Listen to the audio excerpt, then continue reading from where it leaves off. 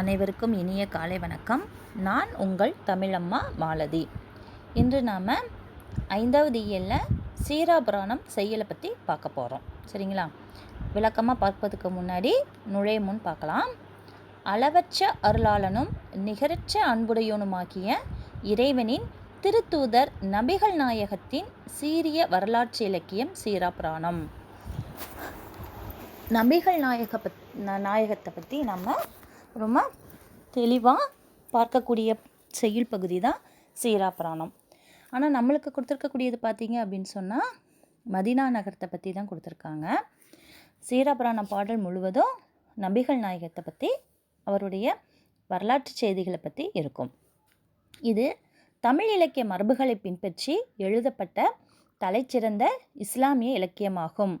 பகையும் வறுமையும் நோயும் தீண்டா பொருள்வளம் நிறைந்த மதீனா நகரில் தானத்திலும் தவத்திலும் சிறந்து விளங்கிய மக்கள் தீநெறியை வளர்த்த பாங்கினை செலவியர் காண்டம், ஹிஜ்ரத்து காண்டம் காட்சிப்படுத்துகிறது. அடுத்து நூல்வெளி. இஸ்லாமிய தமிழ் இலக்கியத்தில் முதன்மையானதாக விளங்குவது சீராபுராணம். சீரா என்பது சீரத் என்னும் அரபு சொல்லின் திரிபாகும். இதற்கு வாழ்க்கை என்பது பொருள். புராணம் வரலாறு. நபிகள் பெருமானின் வாழ்க்கை வரலாற்றினை கூறும் இந்நூலை வள்ளல் சீதக்காதியின் வேண்டுகோளுக்கு இணங்க உமரப்புலவர் இயற்றினார் என்பர்.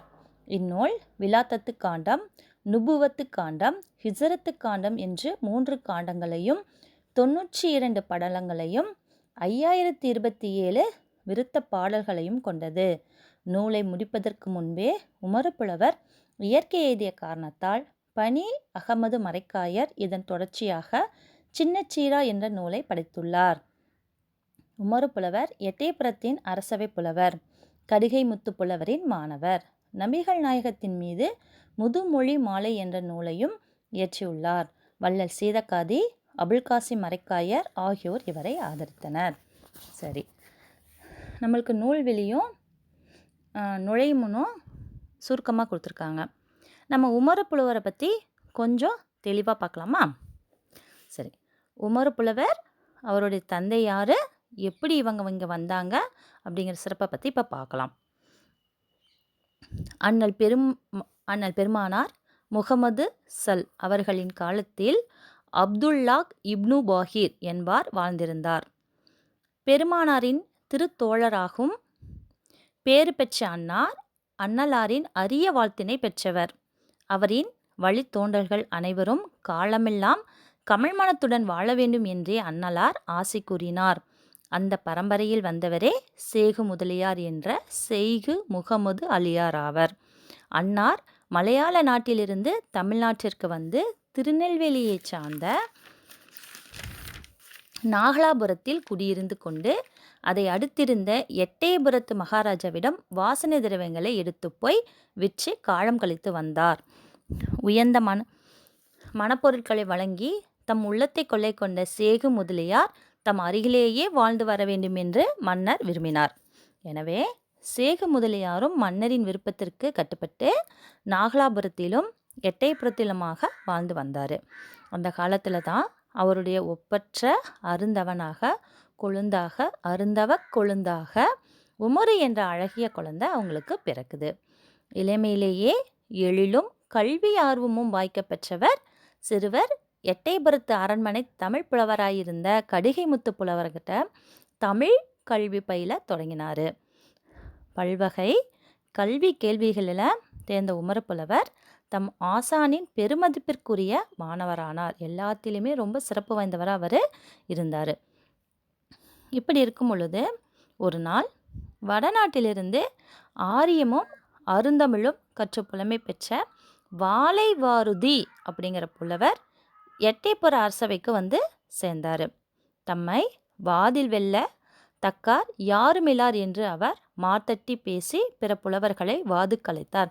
அவர் ஒவ்வொரு நாட்டுக்காக போய் தன்னை மிஞ்சினவங்க யாருமே இல்லை அப்படின்னு சொல்லி சண்டை போட்டு எல்லாத்தையுமே பார்த்தீங்க அப்படின்னு சொன்னால் வாது போர், அதாவது வாயில் சண்டை போடுறது, நம்ம கை சண்டை அது மாதிரிலாம் கிடையாது.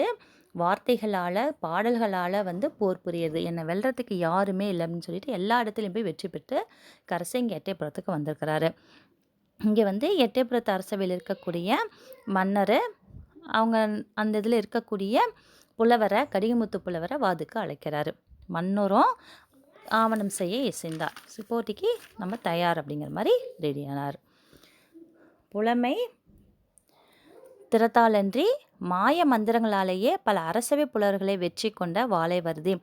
அவர் புலமை மட்டும் கிடையாது, நிறைய மாய மந்திரங்கள்லாம் அவர் நிறைய செய்யக்கூடியவர். அதாவது அவர் ஒரு கையில் வச்சுருக்கிறது எதாவது தூக்கி போட்டு பாடுன்னா அது பாடும். அந்த அளவுக்கு அவர் வந்து ரொம்ப சிறப்பு வாய்ந்த புலமை. அந்த அரசவை புலவர் வெற்றி கொண்ட வாழைவர்தியை பற்றி கடிகமுத்து புலவர் வந்து ஏற்கனவே கேள்விப்பட்டிருக்கிறாரு. அதனால் வித்தைகள் புரியும் வித்துவான தம்மால் எவ்வாறு வெற்றி கொள்ள முடியும் அப்படின்னு சொல்லிட்டு ரொம்ப கவலைப்படுறாரு. இந்த கவலையை இவர் பட்டுட்டு இருக்கக்கூடிய கவலையை உமரப்புலவர் பார்க்குறாரு. இவர் வந்து ரொம்ப கவலையில் இருக்கிறார் அப்படிங்கிறத தெரிஞ்சிட்டு அவர்கிட்ட போய் ஏன் ரொம்ப கவலையோடு இருக்கிறீங்க அப்படின்னு சொல்லி அவர் அணுகி கவலைக்கான காரணத்தையும் கேட்டு தெரிஞ்சு கொள்கிறாரு. வாதிடுவதற்கு குறிப்பிட்ட நாள் வர வரைக்கும் காத்திருக்கிறாரு. வந்தோடனே தம்முடைய ஆசிரியர்கிட்ட உங்களுக்கு பதிலாக நான் போருக்கு போகிறேன், அதாவது இளம் கன்று பயமறியாது அப்படிங்கிற பழமொழிக்கு ஏற்ற மாதிரி அவர் நான் போகிறேன், நான் வெற்றி பெற்று கண்டிப்பாக வருவேன்னு சொல்லிட்டு அவர்கிட்ட பிடிவாதம் பிடிச்சு அந்த அரசவைக்கு அவர் போகிறார்.